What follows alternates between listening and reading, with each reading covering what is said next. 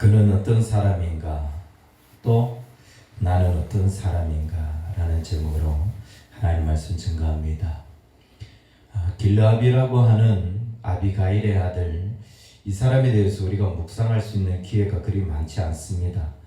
오늘 본문과 같은 이런 상황이 아니면 혹은 또 솔로몬이 이스라엘의 왕으로 후계자로 그렇게 초대받는 그런 상황이 아니면 이 다윗의 두 번째 아들 길라압에 대해서 묵상할 수 있는 기회가 그리 흔치 않고 또 길라압에 대한 이야기 또 정보도 그리 많지 않습니다. 그래서 길라압이 누군지를 아는 게 참 쉽지 않은데 우리가 이 길라압이 누구냐, 길라압이 어떤 사람이냐, 그 사람에 대해서 이해하기 위해서는 먼저 지난주에 나누었던 이 다윗의 가계 구도를 다시 살펴볼 필요가 있습니다.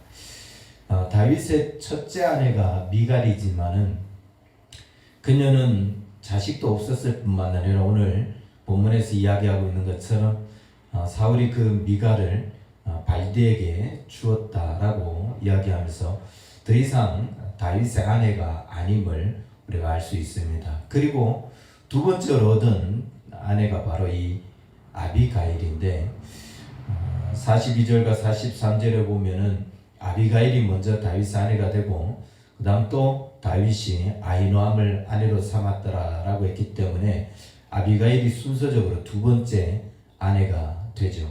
미갈이 존재하지 않기 때문에 어떤 의미에서는 아비가일이 첫째 아내나 마찬가지입니다. 그런데 이유가 무엇인지는 알 수 없지만은 이 아비가일이 장남을 놓지 못하고 차남을 놓게 됩니다. 나중에 결혼한 아히노암이 장남 암논을 낳게 되면서 이 아비가일은 장남의 자리를 잃어버리게 되죠. 장남, 이스라엘 사회에서 이 장남은 굉장히 중요한 자리를 차지합니다. 그런데 먼저 된 아내임에도 불구하고 그 장남의 자리를 놓쳐버렸다는 것은 심리적으로도 굉장히 많은 어려움이 있었을 것이고 또 그런 가정에서 가정의 어떤 위계질서 이런 부분에도 굉장히 많은 어떤 영향력이 있었을 것이라는 것을 우리는 추측할 수 있죠.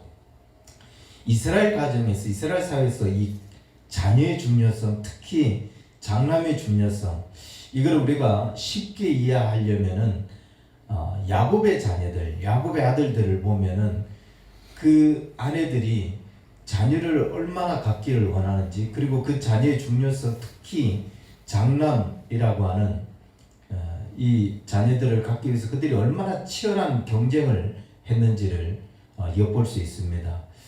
야곱이 라헬을 사랑했지만 레아와 먼저 결혼을 하게 되죠. 그런데 레아는 자식이 있었고 라헬은 자식이 없었습니다. 레아가 로금과 시몬과 레위, 유다 4명의 아들을 낳을 때까지 라헬은 자식이 없었어요. 그래서 이 라헬이 자기는 어떻게 해서든 아들을 갖고 싶다. 그래서 자기 시녀인 비라를 통해서 단과 납달리를 얻게 됩니다. 사실상 여기서 자녀 싸움은 좀 끝이 났어야 됐어요. 그런데 라헬이 자기 동생이 시녀를 통해서 두 아들을 얻으니까 자기도 욕심이 났어요. 그래서 이 레아가 자기 시녀 실바를 통해서 또 각각 아셀 두 아들을 얻습니다. 그리고 하나님께서 레아에게 또 자녀의 복을 주셔서 이사갈과 스불론 그리고 딸 디나를 더 낳게 되죠. 마지막으로 하나님께서 라헬에게도 태문을 열어서 요셉과 베냐민을 낳게 되지만 이 야곱의 아내들만 봐도 이스라엘 가정에서 이스라엘 사회에서 자녀를 낳는 것, 이게 얼마나 중요하게 여겼는지, 특히 장자를 얻는 일을 얼마나 그들이 중요하게 여겼는지를 보게 됩니다. 다윗의 아내들도 마찬가지였을 거라는 겁니다. 아비가일이 먼저 아내가 됐는데 그는 장자를 낳는 일을 놓쳐버렸어요. 아히노암이 장자를 낳은 거예요. 어쩌면 이게 이 가정에, 이 다윗의 가정에 전쟁의 서막이라고 해야 될까요? 그 가정에 불어닥치게 될 이 왕위 싸움, 이 왕위 자리를 놓고 계승 자리를 놓고 자녀들이 크게 다투는 이 일에 대한 어떤 큰 혼란에 대한 암시처럼 그렇게 보여지기도 합니다. 다윗의 자녀들이 얼마나 그 자리를 놓고 얼마나 많은 다툼을 했어요. 후계자 자리를 놓고. 왜냐하면 일반적인 가정도 아니고 다윗 왕의 후계자잖아요. 다윗 왕은 이스라엘의 역사 속에서 가장 존중받는 왕일 뿐만 아니라 이스라엘 왕국, 남북을 통일한 통일 왕국을 이끌은 그런 왕이었는데 그 왕의 뒤를 이은 후계자니까. 그러니까 장자의 자리, 후계자의 자리에 앉는 것, 이거는 굉장히 중요했을 것입니다. 누구도 양보할 수 없는 그런 자리였겠지요. 그런데 아비가일은 그 기회를 놓친 거죠. 먼저 아내가 되었지만은 장자를 놓을 수 있는 기회를 놓쳤습니다. 그리고 그가 아들을 낳게 되는데, 둘째 아들을 낳게 되는데 이름을 길르압이라고 짓습니다. 길르압, 어떤 사물이나 사람의 이동 혹은 움직임을 제한한다는 뜻이에요. 이걸 다시 이야기하면 너는 적게 움직여야 되는 사람이야. 너는 조용히 살아야 되는 사람이야. 너는 움직임을 절제해야 되는 사람이야 라고 이름을 지었다는 거예요.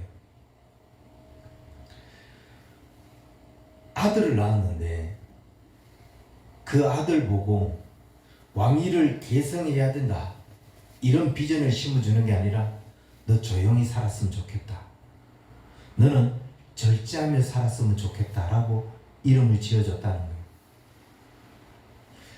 세상에 장자 자리를 빼앗긴 것도 억울하고 원통할 만한데, 그리고 우리가 조선시대 왕들을 보면은 그 왕들의 자녀들, 왕자들을 보면 알잖아요. 이 사람들은 형제라고 보기 어렵잖아요. 거의 뭐 경쟁자를 넘어서 원수에 가까운 사이들이라잖아요. 어떻게든 자기가 세자의 자리에 앉으려고, 왕의 자리에 앉으려고 서로 죽이고 죽이는 그런 경쟁을 하잖아요. 왕의 뒤를 이어야 되기 때문에.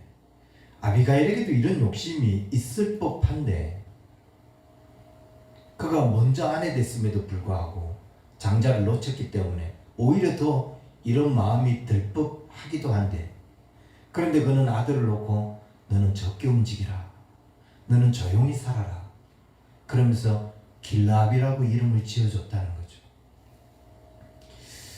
아비가일의 지혜를 우리는 여기서 다시 한 번 더 보게 됩니다. 세상에 어느 부모가 자기 자녀가 잘 되는 것을 원치 않는 부모가 어디 있겠습니까?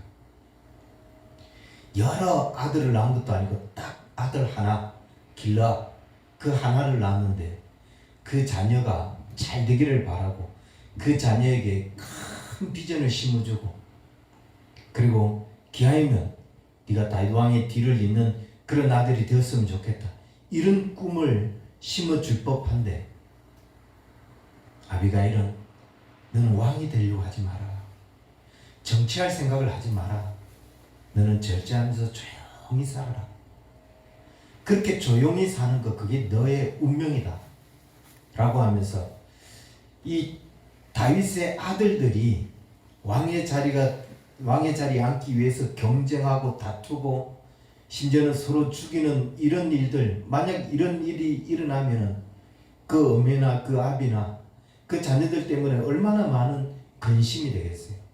그래서 마치 앞으로 있을 이런 일들을 예측이라도 한 듯 너는 조용히 살아라, 조용히 사는 사람이 되라 라고 했다는 겁니다. 참 지혜로운 여인인 것을 봅니다.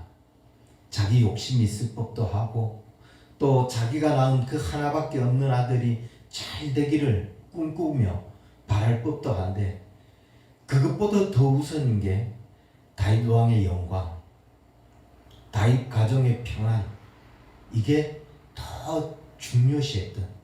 그래서 비록 자기가 놓쳤지만 길라 보고 조용히 살아라.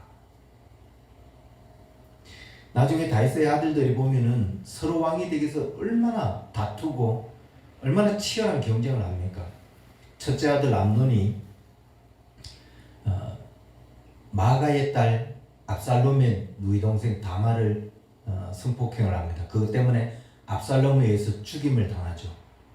그리고 압살롬은 그 일을 계기로 해서 자기가 왕이 되보려고 형제들을 죽이고 아버지까지 죽이려고 쿠데타를 일으킵니다. 어디 것뿐이에요.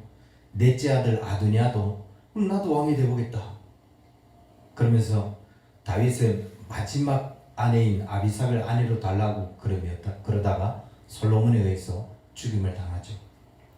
서로 왕이 되려고 그렇게 다툼하고 애를 쓰는데 아비가일은 자기 아들 보고 후계자의 자리에 앉으려고 하지 말고 조용히 사는 사람이 되라. 이런 지혜로운 아내. 우리가 지난주에도 보면은 이 아비가일의 지혜 때문에 다윗이 자기 분노, 자기 감정을 조절하지 못해서 나발을 정말 무지한 자를 죽일 뻔한 하나님 앞에 큰 죄를 범할 뻔한 그런 실수를 범할 수 있었는데 이 아비가일이 그 지혜를 발휘해서 다윗의 그 분노를 삭히게 만들잖아요. 그런데 왜 다윗은 이렇게 지혜로운 자기에게도 큰 힘이 되었고 위로가 되었고 자기 가정에 큰 평화를 안겨줄 만한 이렇게 지혜로운 이 아비가일을 사랑하지 못하고 밧세바에게 눈이 멀었을까? 이건 여담이에요. 그냥 제가 판단한 거예요. 왜 아비가일보다 밧세바를 더 사랑했을까? 오늘 우리가 읽은 본문 2절에도 보면은 이 아비가일에 대해서 성경이 뭐라고 이야기하냐면 총명하고 용모가 아름다웠다라고 이야기하죠. 그런데 사무엘 하 11장 2절에 보면 아비가일 이 밧세바에 대해서는 뭐라고 이야기하냐면은 다윗이 침상에 일어나서 왕궁을 거닐다가 지붕에서 한 목욕하는 여인을 봤는데 심히 아름다워 보이는지라 라고 했어요. 약간 차이가 있죠. 아름다운 것과 심히 아름다운 것과. 이 아비가일도 아름다웠지만 밧세바는 심히 아름다운 것 같아요. 그래서 아마 다윗의 눈이 멀지 않았을까. 그냥 여담입니다. 그렇다면 엄마야 가정의 평화를 위해서 남편의 그 영광을 지켜주기 위해서 아들 보고 너 조용히 살아라 라고 했다고 칩시다.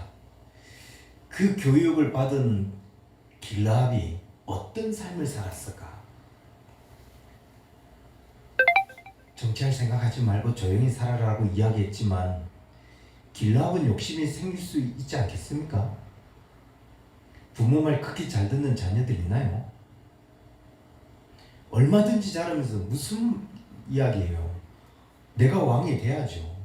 특히 암논이 일찌감치 다말을 성폭행하면서 압살롬에 의해서 죽임을 당했어요. 그러면 이제 이 집안의 장자가 누구예요? 길라압이잖아요. 자기에게도 기회가 생긴 거잖아요. 나도 마음만 먹으면 왕위에 오를 수 있다. 왕위에 오를 수 있는 가장 유력한 조건이 되었잖아요. 근데 성경은 길라압에 대해서 어떤 이야기도 없어요. 오늘 본문에서 사무엘 하 3장 3절에서 그의 이름이 길라압이다 라고 이야기해 주는 것. 그리고 역대하 3장에서는 길라압이 아닌 다니엘이라고 하는 이름으로 소개해 주는 것 외에는 길라압에 대해서 어떤 이야기도 없습니다. 그래서 길라압이 어떤 인생을 살았을까? 그것을 추정할 수 있는 유일한 근거는 이 이름이 무슨 이름이냐? 그거 외에는 추정할 수 있는 방법이 없어요. 길라압은 조용히 살아라. 움직임을 적게 하고 절제하며 살아라는 건데 다니엘은 우리가 잘 알지만 하나님이 나의 심판자다. 그런 뜻을 가진 이름이에요. 다윗이 40년간 왕위로 있으면서 30대에 얻은 이 아내들 때문에, 그 아내들의 자녀들 때문에 그는 굉장히 큰 어려움을 겪습니다. 정말 자식들이 큰 짐이었어요. 암논이 자기 배다른 여동생을 성폭행해서 그 오빠에 의해서 죽임을 당하죠. 그 오빠는 그걸 계기로 해서 정치적 세를 얻고 왕이 되보려고 나서죠. 좀 조용하던 아도니아가 넷째도 지도 왕이 되보겠다고 일어나죠. 정말 다윗의 자녀들 누구 하나 조용하게 자라는 자녀들이 없을 정도로. 그렇다면 길르압은 어떻게 됐을까? 압살롬이 일어나서 형제들을 죽였을 때 그때 죽었을까? 많은 성경학자들이 아마 길르압은 어렸을 때, 젊었을 때 일찍 죽었기 때문에 그의 이름이 성경에 그냥 한 번밖에 나오지 않을 것이다, 이렇게 추정을 하고 있는데 근거가 너무 희박해요. 그래서 저는 그것보다는 이게 더 맞을 거다라는 생각이 들었습니다. 아비가일이 너 조용히 살아 라고 이야기했을 때 길르압은 그 어머니의 말씀에 순종하는 삶을 살았던 거죠. 그래서 나는 정치의 꿈이 없다, 나는 왕이 될 마음이 없다, 이걸 떠버리며 사는 거예요. 그래서 다윗의 아들들, 길르압의 다른 형제들도 우리 형은 정치의 꿈이 없는 형이야, 아마 이걸 알았을 거예요.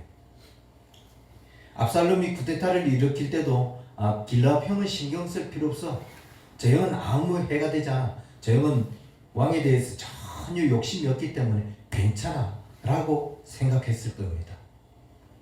일찌감치 그는 정계를 떠나서 그 형제들의 쿠데타에도 죽임을 당하지 않고 홀로 조용한 삶을 살았을 것이다, 이런 해석이 있는데 이 해석이 저는 맞다고 봅니다.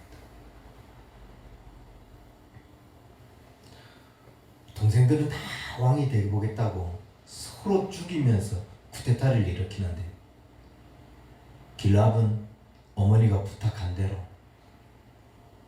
왜 그 부탁을 들을 수밖에 없었느냐? 어머니가 염려했던 게 뭐예요?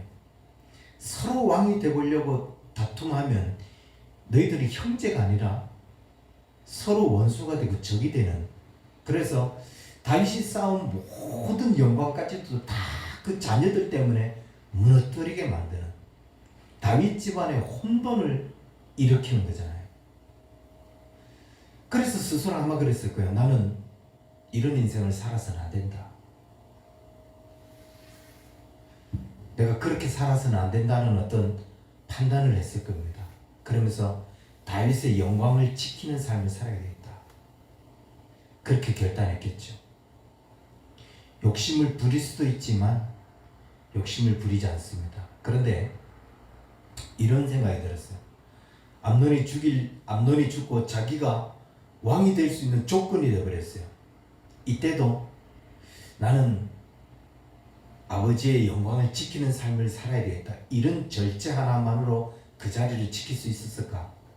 그 마음을 굳힐 수 있었을까? 좀 부족했을 거라고 봅니다. 그런데 그 마음을 다시 다잡아줄 수 있는 또 다른 이름이 있었잖아요. 다니엘. 하나님은 나의 심판자다, 내 인생에 대한 심판을 하나님이 하신다고 그는 믿고 있었던 겁니다. 그래서 하나님께서 사람을 세우시지 않은 자리에 내가 어떻게 앉겠느냐? 내가 만약 왕이 되보겠다고 일어나서 그 자리에 앉으면 하나님이 나를 심판하실 것이다 라는 이 믿음이 있었겠죠. 그래서 그는 자기 자리를 알고 하나님께서 자신에게 세워준 자리를 알고 그 자리를 지키는 삶, 조용히 사는 삶, 욕심 부리지 않고 그냥 허락된 것만 누리는 그런 삶, 얼마나 멋진 인생입니까? 길르압, 정말 이 사람이 왕이 됐으면 어떤 일이 일어났을까, 이런 궁금증이 생길 정도로 참 멋진 사람이었던 것 같습니다. 그렇다면 길라압이 그런 인생을 사는 사람이라면 우리는 어떤 인생을 사는 사람인가? 우리는 내게 허락되지 않은 것도 탐내고 욕심부리며 다윗의 그 또 다른 자녀들처럼 그렇게 아버지의 영광, 가정의 평안, 질서 이 모든 것까지도 다 무시하고 오직 자기 사욕만 채우려고 하는 그런 삶인가? 하나님이 내 인생을 심판하신다. 하나님이 내게 허락하신 자리, 하나님께서 나에게 맡기신 것, 거기에 나는 최선을 다하면서 살아가겠다. 이런 마음으로 사는 삶인가? 그렇지 않으면 내 인생에 주어진 어떤 기회들 다 누려보고 내가 누릴 수 있는 행복 다 누리며 이룰 수 있는 것 다 이루며 살아보겠다. 그런 욕심에 사로잡혀 있는 삶인가? 오늘 문득 예배 전에 SNS 몇 가지를 봤는데 거기에 끔찍한 사고 영상들이 많이 있었어요. 근데 그 사고를 딱 보는 순간 야, 인생이 죽는 게 참 너무 힘없이 너무 의미 없이 사라져가는 그런 모습을 봤습니다. 그래서 우리도 이렇게 아동아동 되지만 결국 죽을 때 보면 정말 어쩌면 어떤 교통사고로 정말 의미 없이 힘없이 그렇게 사라질 수도 있는데 내가 그렇게 죽는다 할지라도 그 살아있는 인생 동안 하나님 앞에 가면 우리는 뭘로 평가를 받아요? 심판자가 되신, 내 인생의 심판자가 되시는 하나님께서 우리를 뭘로 평가하시겠어요? 너 살아있는 동안 어떻게 살았냐? 뭘 위해서 살았냐? 그것 가지고 평가하시지 않겠습니까? 그렇다면 우리는 하나님 앞에 심판받을 때 어떤 것들을 내어놓을 수 있어야 되느냐? 짧은 인생을 살게 되더라도 그 짧은 인생 속에 무엇을 담으며 살아야 되겠는가? 하나님께서 내게 주신 자리, 하나님께서 맡기신 것, 그것에 최선을 다할 수 있다. 비록 길라압처럼 왕의 후계자가 되지 못하고 그걸 다 잃어버린다 할지라도 그거 아까워하지 않고 하나님 나에게 허락한 것, 그것보다 더 우선시 지켜야 될 것, 가정의 평안, 질서, 아버지의 그 영광, 그 모든 것들을 지키면서 자신의 자리를 묵묵히 살아가고 일찌감치 정계를 떠나서 그 남은 여생을 그렇게 살아가는 그 인생, 얼마나 멋진 인생입니까? 하나님 우리 인생을 심판하실 때 우리도 길라압이 어떤 사람인 것을 보았으면 우리 스스로도 주님 앞에 어떤 인생을 살아가야 할까 다시 한 번 더 고민하고, 그래서 하나님 앞에 더 가치 있는 삶을 살아갈 수 있는 우리 언약의 교회 성도들에게 주의 이름을 아들이 축원합니다. 기도하겠습니다. 살아계신 주님, 우리도 주님을 두려워하고 하나님의 심판을 무서워할 줄 아는 그런 인생으로 살아갈 수 있도록 축복하여 주옵소서. 날마다 우리에게 주어진 이 삶의 시간들, 우리가 무엇으로 채워나가고 있는지 우리 자신을 돌아보면서 다시금 하나님이 기뻐하는 인생으로 채워나가기 위하여 주님의 나라를 고민하고 주님의 나라를 묵상하며 하나님의 뜻을 이루기 위하여 또 하나님께서 우리에게 맡겨주신 그 자리에서 우리가 욕심 부리지 않고 최선을 다하여 주의 명령에 순종하며 살아가는 삶을 사는 우리 언약의 성도들 다 될 수 있도록 축복하여 주옵소서. 이제는 우리 주 예수 그리스도의 은혜와 하나님 아버지의 크신 사랑과 성령님의 인도하심이 주께서 맡기신 자리에서 최선을 다하고 열심으로 살기를 원하는 우리 언약의 성도들 저들의 모든 삶 위에 이제로부터 영원토록 항상 함께 있을지어다. 아멘.